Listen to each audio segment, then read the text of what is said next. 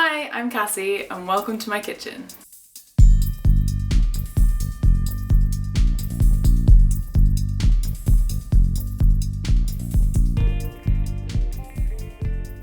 Today I'm going to show you how to make Japanese gyoza. Gyoza are a type of Japanese dumpling, and last time we looked at how to make the wrappers, but today I'm going to show you how to put those wrappers into use, how to make the filling, and how to cook them. First you have to start with making the filling itself, then you have to crimp the gyoza, then you have to know how to fry them. So I'm going to show you how to do all of those. Japanese people sometimes have gyoza parties, and the one time that I went to a gyoza party, people just put anything they wanted in there. So we'll be looking at a pork gyoza, a spicy pork gyoza, and a cheese and chorizo gyoza.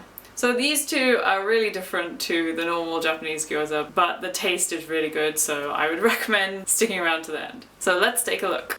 Okay, now get ready to screenshot because here are all the ingredients for the pork gyoza. But I also put in a secret ingredient, which you'll find out later. Then for the spicy pork gyoza, we're going to use the same ingredients, plus some olive oil, some spices, and some spicy peppers. And this is what you need for the cheesy one. Hope you've got those all screenshotted, because now we're going to look at how to make the standard Japanese pork gyoza. So we're going to start with half of a small cabbage, and we're just going to chop it up, and then we're just going to put it straight into a food processor. Most Japanese recipes will have you chop up everything by hand, and you are welcome to do so, but seeing as we're trying to get everything pretty damn small, then I prefer to speed up the process and use a food processor. So give that a whiz, and just give it a little shake to make sure that everything has been properly chopped.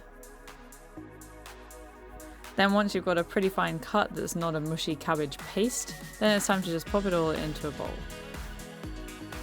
I would recommend just a few quick pulses in the food processor to avoid getting it too fine. Then whether you wash or brush your mushrooms is up to you, but I've just washed 4 mushrooms and I'm going to chop off the very ends of the stems. Then I'm going to cut them into 4 and pop them into my food processor. Chopping them a little bit beforehand just makes it easier for the blades to catch everything and get an even cut.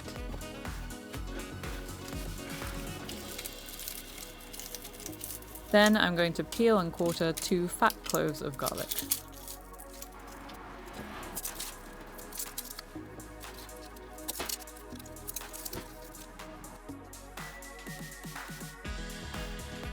And once again, pop them into my food processor. Then we're going to just give this a few pulses as well until we've got a nice minced melange.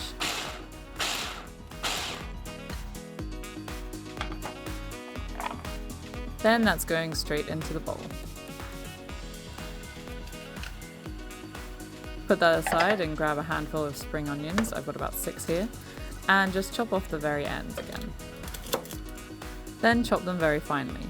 I find that the rubbery ends of these get a little bit caught in the food processor, so I prefer to do this bit by hand.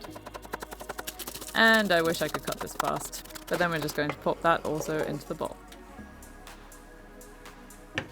Then get about an inch of ginger and just peel off the outer skin.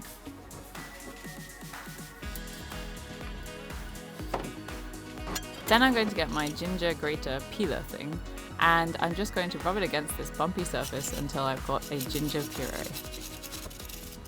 Being careful not to grate my fingers. Then I'm going to chuck in both packs of my meat. And then give it a little stroke with the spatula. I don't know why I did that. Then I'm going to season it with salt and pepper and grab another bowl so that we can section some off for the spicy version. We want to do this before we add the next secret ingredient, which is oyster sauce. I really like the addition of the oyster sauce. It just gives it that extra depth of flavor and a little bit of sweetness. Then we're going to add our soy sauce and sesame oil and give it a stir. And once again, I'm going to make you listen to this interesting squelchy meat mixing sound. It may not look or sound like much now, but don't worry, it's going to turn into a beautiful crispy pork gyoza. Now we're going to move on to the spicy pork gyoza. which of course starts with some spicy green peppers. These are just some Japanese togarashi, but remember we're experimenting here, so you can use whatever type of pepper you want and put in whatever flavors you want. Then I'll put that into our separated meat mix, and I'm just going to add a few spices and some spicy chipotle paste that I brought from the UK. And here I'm just adding a teaspoon of each spice and some salt and pepper and some olive oil. Then I'm mixing it all together. Again, doesn't look like much now, but it'll turn into a beautiful spicy gyoza later. I'm trying out some pretty experimental flavors here, but let me know in the comments if you've ever tried anything that really worked in gyoza, or if you have a really favorite standard flavor that you have. I really want to be able to just experiment and try different things in my own time, and I'm sure everyone else would too, so just let me know what's going on.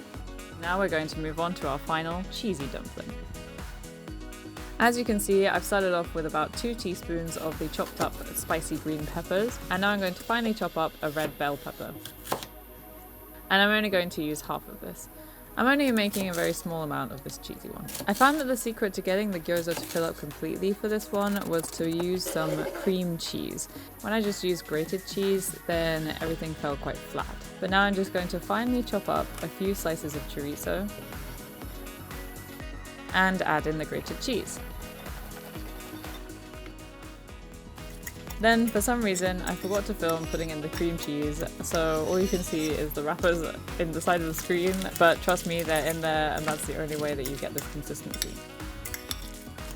And once we've mixed that all together, we'll have a nice cheesy gyoza waiting for us. Now it's time to put the filling into the dumpling wrappers. There's a bit of a trick to this, so I'm going to show you step by step. Depending on the size of your wrapper, you want to put about a tablespoon of the mix into the center of the wrapper. We don't want to put too much because then it will splurge out the side, and we don't want to put too little because then it will puff up. Then I'm going to wet my finger and run it around the edges of the dumpling wrapper. Make sure to have a glass of water at your side, but just don't drink it.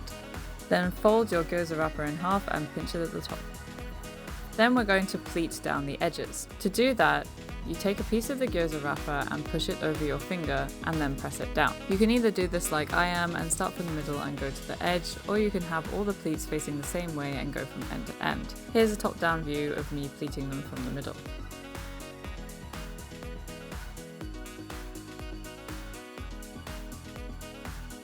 Then I'm just doing the other end and we're done. And we've got a nice, neat little gyoza. Now I'm just going to do that for all 3 flavors, making sure to put in the right amount and making sure to close the gyoza securely.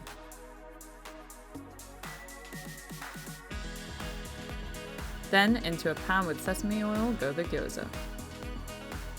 After a few minutes on medium heat, they should reach a sort of golden brown color, depending on your gyoza wrappers. Once they do, we're going to switch off the heat, wait about 30 seconds to a minute, and then add in a few tablespoons of water. Be careful when doing this, and then place the lid on top. Then let that bubble for about 3 minutes. Take off the lid and let any remaining water evaporate. Bit of a cheese leakage. For a dip for the traditional Japanese dumplings, we would use some soy sauce and some rice wine. And there you have it. 1 traditional gyoza and 2 fun experiments.